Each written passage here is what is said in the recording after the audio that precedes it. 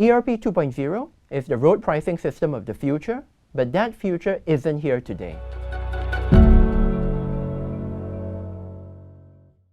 I'm Walter Theseira, Associate Professor of Economics at the Singapore University of Social Sciences. ERP 2.0 is here. After many years of development, it started rolling out in November 2023. But it looks like nobody is happy with it. It comes in 3 pieces. The parts go all over your car. The touchscreen is too big. The cash card reader goes in hard-to-reach places. People are asking, why do we need this right now?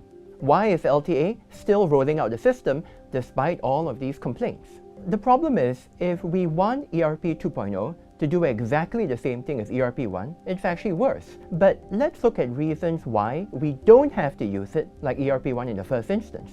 So let's look at the issue of cash cards. People have complained the cash card reader goes in hard-to-reach places. It's a pain to put in and take out the cash card when I want to. But we actually have to ask ourselves, why are we using a legacy cash card technology in the first place?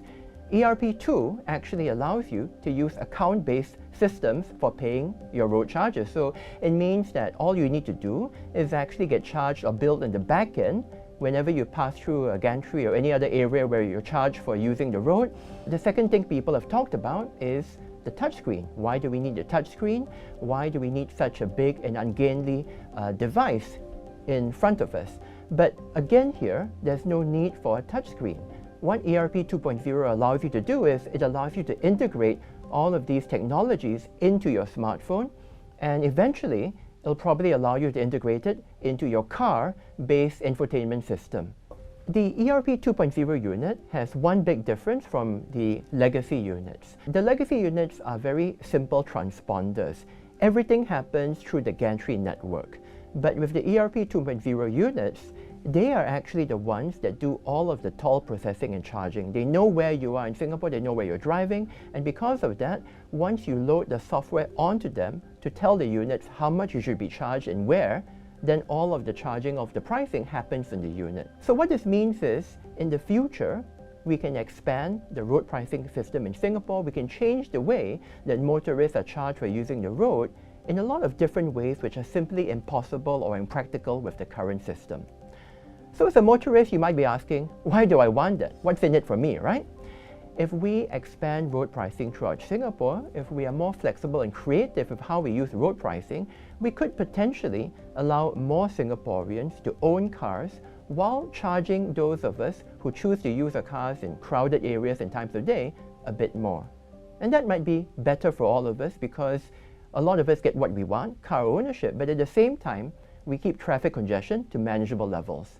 We want to separate the issue of what is the ERP 2.0 system, which is the concept of using satellite-based road pricing, from the issue of the hardware itself. And I think what we want to realize is the hardware we see today is likely not going to be the hardware we're going to use for ERP 2.0 in the 10 or 20 years' time. In the future, it's likely that cars will come from the factory with the hardware capable of using ERP 2.0. All you need to do is update the software in the cars. Or we can move to perhaps phone-based ERP 2.0. All of these things are possible in the future. But why is it not possible now? It's because today, the current hardware for ERP 2.0 has been tested and validated. It works, but we can't give that assurance for the alternatives that people propose right now. I think until we give that assurance, it might not be a good idea to move to a different hardware solution too quickly.